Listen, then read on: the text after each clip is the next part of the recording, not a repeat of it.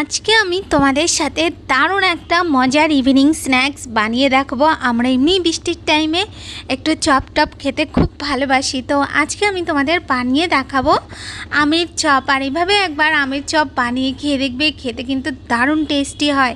তো দেখো, প্রথমে আমি এখানে নিয়ে নিয়েছি কাঁচা আম। এরপর আমি আমটাকে একটু গ্রেট করে নেব। তো আমটাকে একটু মোটা মোটা করে গ্রেট করে নিতে হবে। এরপর আমি এই দিকে নিয়ে নিচ্ছি আগে থেকে সেদ্ধ করা আলু। তো যেমন টক খাবে সেই বুঝে আলুটা কম বেশি করে দিয়ে দেবে, কারণ আমটা বেশি হলে তাহলে টকটা বেশি হবে, আর আলুটা যদি বেশি হয় তাহলে টকটা একটু কম কম হবে। তো এখানে আমি 3টে আম নিয়েছি আর আলু নিয়েছি আমি 4টের মতন।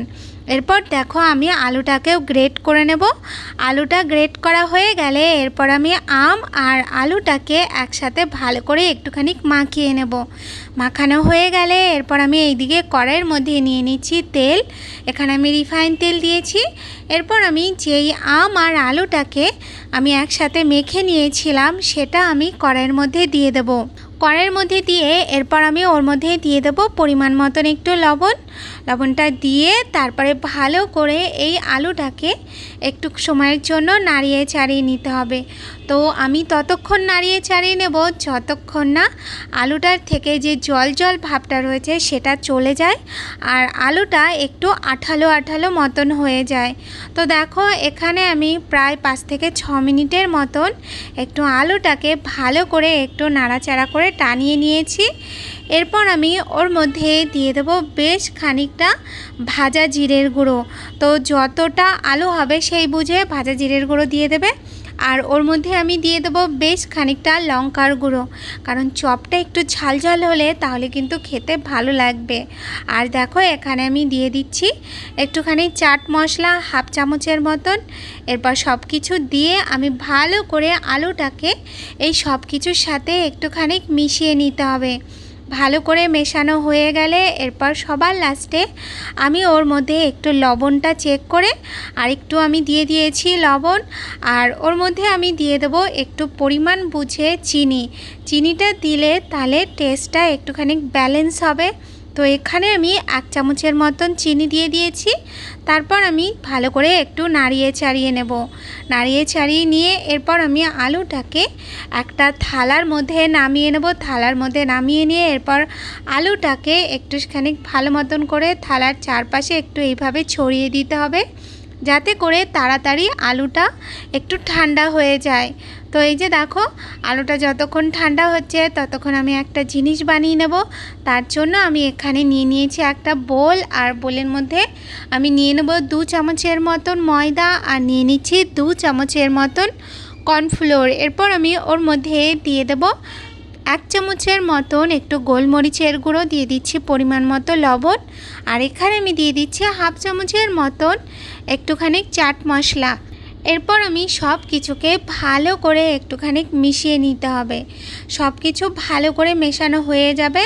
তারপর দেখো, এই দিকে আলুটাও ঠান্ডা হয়ে গেছে।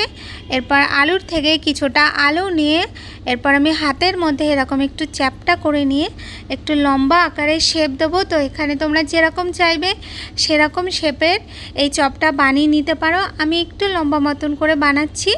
এরপর আমি ওটাকে নিয়ে আমি ওই ময়দাটার মধ্যে একটুখানি কোটিং করে নেব। আর এইভাবেই আমি আর যেই সবগুলো আছে সেই সবগুলোকে একইভাবে বানিয়ে নিয়ে তারপর এই ময়দাটার মধ্যে কোটিং করে নিতে হবে।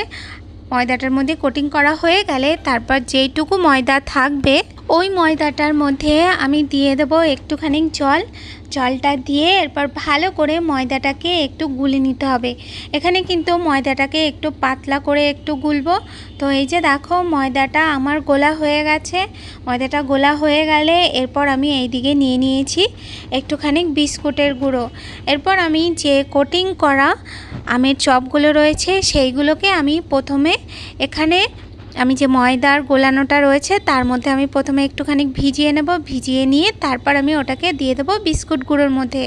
এরপর ওর মধ্যে ভালো করে একটু বিস্কুট গুঁড়োটাকে একটু লাগিয়ে নিতে হবে। বিস্কুট গুঁড়োটা লাগানো হয়ে গেলে এরপর আমি ওটাকে আবার ময়দার জলের মধ্যে দিয়ে তারপর আবার আমি ওটাকে দিয়ে দেবো বিস্কুট গুঁড়োর মধ্যে। তো এইভাবে আমি দুবারের মতন এটাকে ময়দার জলের মধ্যে দিয়ে তারপর এটাকে বিস্কুট গুঁড়োর সাথে একটু কোটিং করে নিতে হবে। তো এই যে দেখো আমার করা হয়ে গেছে। আর এইভাবে আমি সবগুলোকে বানিয়ে নিয়েছি। এরপর আমি কড়াইয়ের মধ্যে আগে থেকে তেল বসিয়ে দিয়েছিলাম। তেলটা কিন্তু খুব গরম থাকবে। তো খুব গরম তেলের মধ্যে এরপর আমি যে চপগুলো রয়েছে সেইগুলোকে আমি দিয়ে দেব। তারপর একটু সময়ের জন্য ওয়েট করব।